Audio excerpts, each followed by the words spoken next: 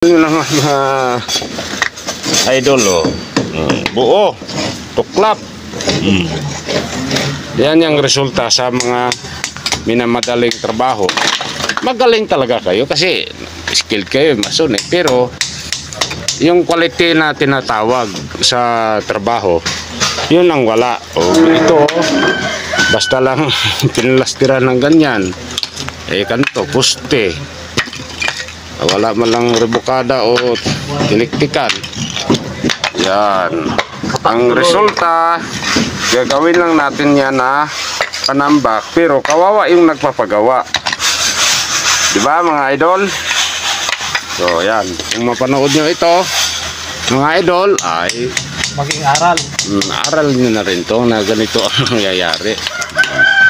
Diba bayaw? Yes! Ikaw ang magre-repair dyan. May paliwanag to. Okay, good morning. Shout out sa mga skilled na mason. Ito kasi hindi na kasi basta-basta na to na basta-basta lang na palitadahan yan na wala man lang Plaster wala man lang tik-tik yan or rebukada. Alam ko naman na marunong din yung gumawa dito.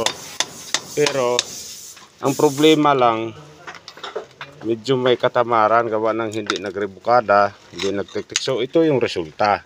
Tignan nyo naman. Kaya maawa rin tayo sa mga nagpapagawa. Tignan mo. Kahit kamay lang. Ang purpose na namin dito ay magpipintura. Paano pupinturahan itong ganito naman yung pagkagawa? So, i-repair natin. Kaya, shout out sa lahat ng mga skilled na mason. Huwag nating mamadaliin. Kasi pag minamadali kasi talaga, ganito yung magiging resulta niya, ang kakalabasan niya. Sayang yung gastos. Kahit hindi rin kawawa talaga. Hindi naman basta-basta lang pinipulot yung pera na pagpapagawa.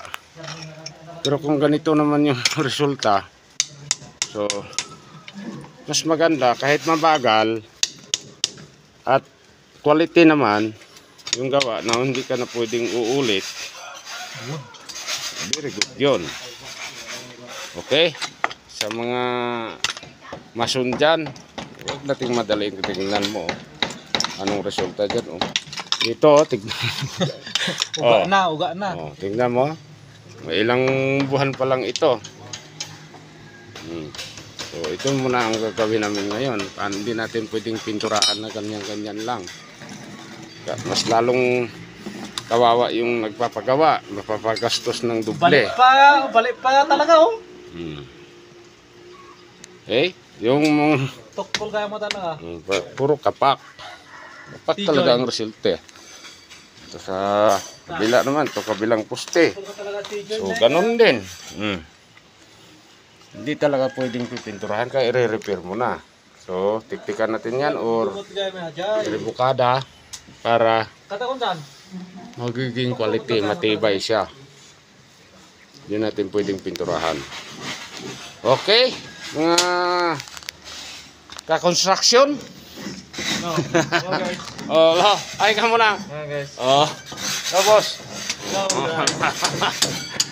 yung mga pintor. So tignan. Okay mga idol, salamat sa panonood at